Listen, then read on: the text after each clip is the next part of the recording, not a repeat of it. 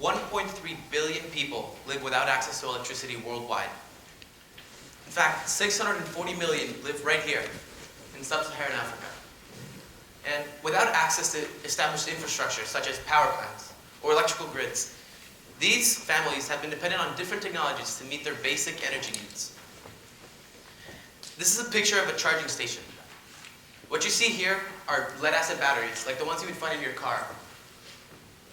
Families currently carry these very heavy lead-acid batteries from their houses to a charging station, where they have to wait for a couple hours until they're fully recharged and then take it back home to light up their house at night. This process is arduous, as these batteries are very heavy. Furthermore, they're currently being charged with diesel generators that have to be refueled constantly and are just not sustainable. Since this process is inefficient, they've been looking for other solutions. People have been looking for other solutions. This is William.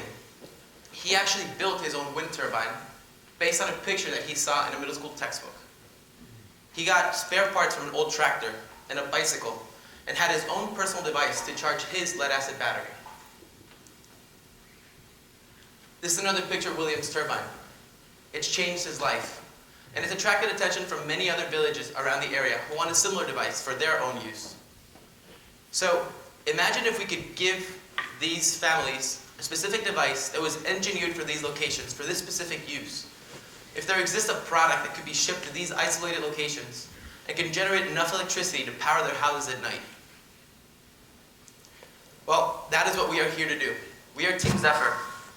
And my name is Manfred Reike, and together with my team today, we're going to walk you through our solution to this problem. Over the past year, we've had a great team of technical advisors, so I just want to give them a quick thank you, because without them, we couldn't be where we are right now. So, let's talk about our solution. We designed a turbine in a box. We like to call it Turbox. And throughout the design process, we kept 3 very specific design constraints in mind. The first one is mobility.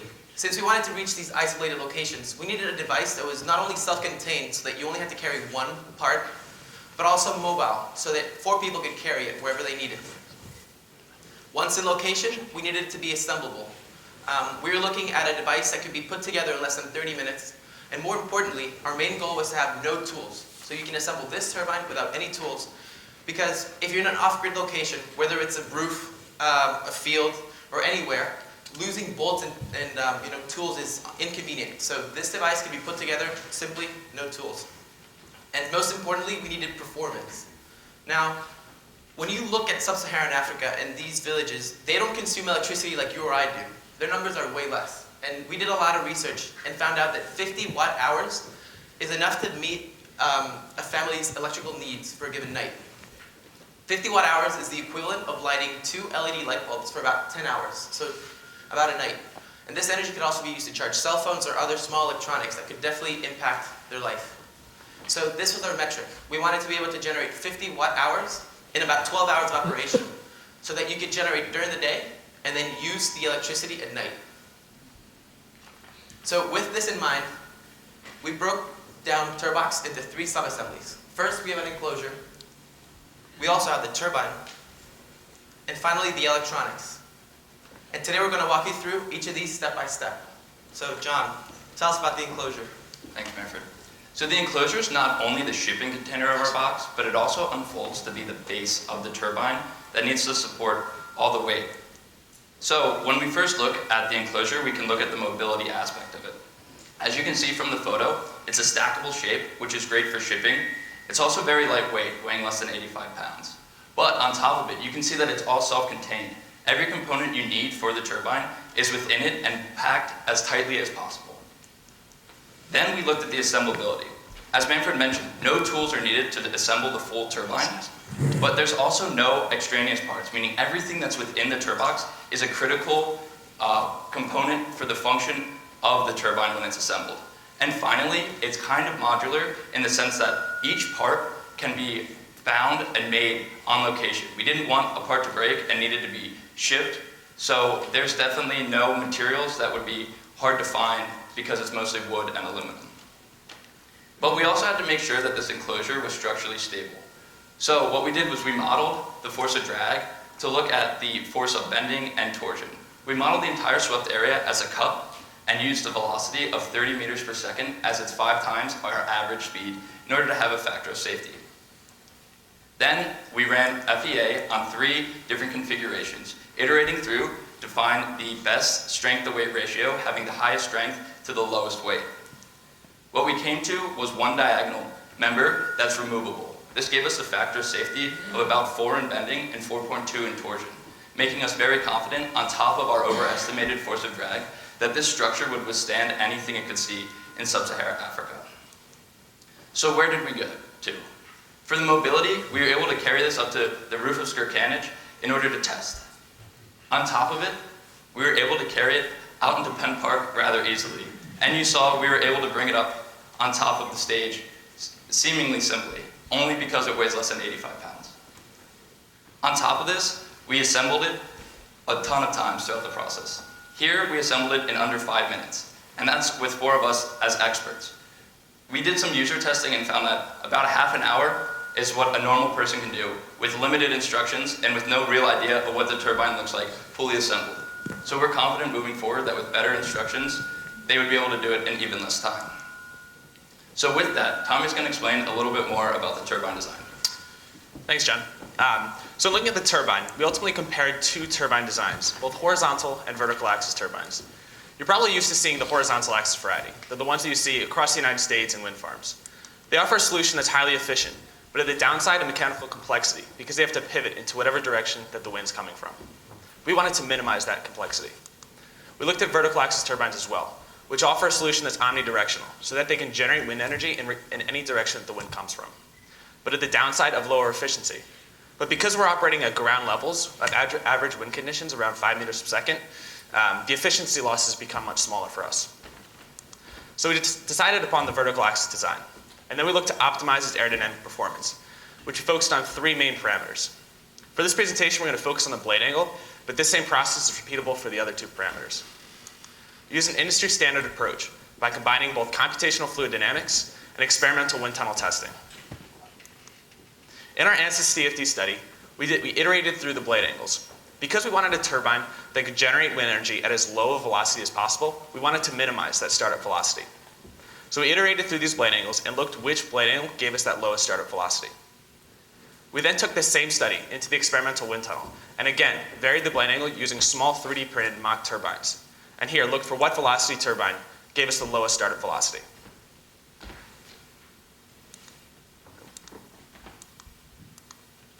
And then we scaled it up into our half-scale prototype. Here we walked away with many conclusions. One of the biggest ones was that we were able to generate 10 watts of power. That gave us our rated power for our half-scale prototype. But as Manfred mentioned earlier, we wanted to reach that 50 watt-hours over a 12-hour charging period in energy. So to reach that energy, we had to scale up. And to determine how much to scale up, we used the aerodynamic power equation, which says that the power that's generated scales linearly with the area that the turbine is exposed to. So we took our 10 watts of initial rated power of our half-scale prototype, used a 2.5 time area scaling factor, and came to a 25 watt rated power for our full-scale turbine. And these are under theoretical operating conditions. To visualize this change, here we can see our initial half-scale prototype up against our full-scale prototype. When you scale up to this size, you obviously have to deal with much larger forces. And to deal with larger forces, we ultimately chose carbon fiber because of its clear strength-to-weight ratio, as well as its high customizability to meet all the dimensions that we decided upon. Here we can see the entire layup process, beginning with the initial blade layup, the end cap layup so we could have torsional support of the blade, the end cap integration into the blade, and finally the coupler mounting so that we could actually mount to the hub and transmit that rotational speed into the alternator. We repeated this process for the other 2 turbine blades and came to 3 overall turbine blades for Turbox. So now John, walk us through the electronics of Turbox. Thank you, Tommy. So the purpose of our electronic system is to both generate electricity as well as then store it. We chose an alternator to actually generate the electricity, and we did this because alternators can also be found from cars in the regions. And our alternator, however, is able to generate electricity at relatively low RPMs. This allows us to capture wind at low wind speeds. We then chose a lead-acid battery as our storage method. We did this because lead-acid batteries are relatively low cost, and additionally, they're actually available in the target region. We included a quick disconnect plug to the batteries so that batteries can be swapped for discharged ones. Now, overall, our system works as follows. We take the mechanical energy from the wind turbine that they have been talking about, and we actually generate it via the alternator. That power is then passed through a charge controller, where it either directs the energy to the battery to be stored, or through a power resistor to be dissipated if the battery is full. Now, at every step in the process, we monitor the voltage and the current so that we can understand the efficiencies of it throughout our system, as well as the actual power that we've generated. Now, we brought the turbine up to the roof of Skirkanich. We did this to find optimal wind conditions to actually test. And what we found was that in about a wind speed of 8 or 9 meters per second, we were able to generate about 40 watts of power. This exceeded our 25 watt goal that Tommy just talked to you about. But more importantly is the energy that we actually generate. We did a longer test. We did a test for an hour. And throughout that hour, we were able to generate 6 watt hours of energy. Now, 6 watt hours is just enough to power one iPhone fully, just to give you a reference. We then extrapolated this over 12 hours to kind of give a more representative of what it would be useful, or how much it would be used in an entire day in its use case. We did the same for a less windy day. And what we found by looking at data from NASA of the region, specifically in Ethiopia, we found that we could expect conditions that were somewhere in between these two tests.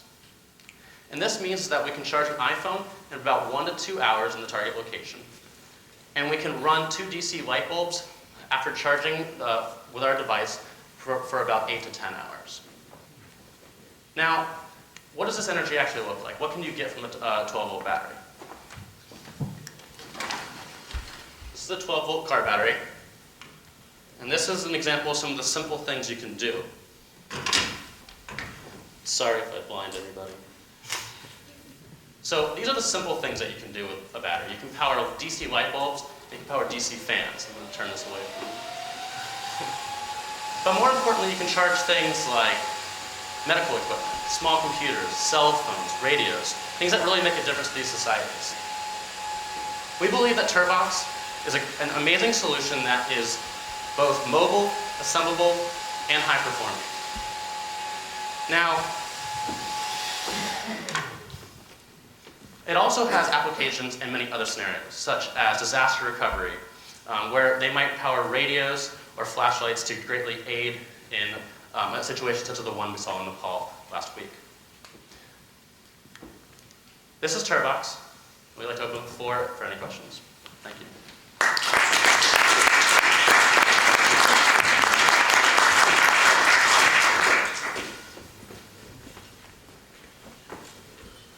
What's the material for someone to use to replace the blades if they go? I don't remember. Yeah, so we actually had, each of the blades had that coupler mount. So it's actually just a simple 6-bolt pattern that they can remove the blade, and then they can do simple stuff. They can take Langerhans sheet metal and bend it to just a simple cup contour. And while it's probably not going to be as highly performing as the ones that we'll custom make, it will be able to generate wind energy. So we intended to have that 6-bolt pattern to be really repeatable so they could replace it pretty easily. Since you're taking this to advocate for the work with the metric system, what is the lowest velocity of air in feet per second that the blades rotate and produce power? Well, when we looked at metric, we looked at 4 meters per second for a startup speed. So between 3 and 4. 12 miles per hour? That's About 10. Yeah, about 10 miles per hour. 12 miles. It's a pretty fast speed. When you're in a place where, or in a forest, where you don't have very much velocity, then you don't really get the power that you're looking for. So you have to put it into what, in a clearing, in an area where there's a lot of wind. So we looked at specifically the region of Ethiopia, and there's a large portion, we looked at wind maps of the region. There's a large portion that has an average wind speed above 5 meters per second. And so we specifically looked at Ethiopia because of that region, or because of those wind speeds. Other areas don't have as high wind speeds, but many of the countries do. Like you said, forests aren't the best place, but most of these villages are in relatively open areas. So. do you think this product compares with the solar charging product in terms of cost or any other measures that you might think are relevant?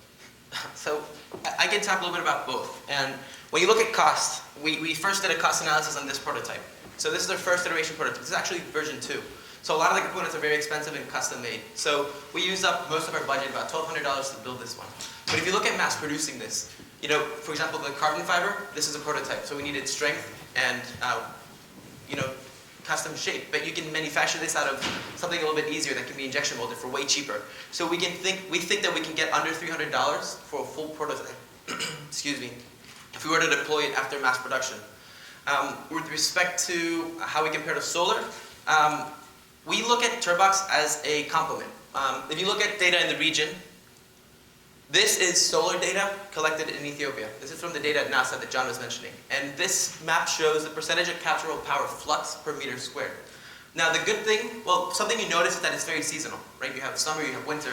And if you put wind on the same map, they offset each other. So it's interesting because we can perform at a similar level with respect to numbers, but we can also offset the dips and the valleys. So it's like a complement, not necessarily a substitute for a solar panel. That's it. Thank you. Thank you. Cool, thanks.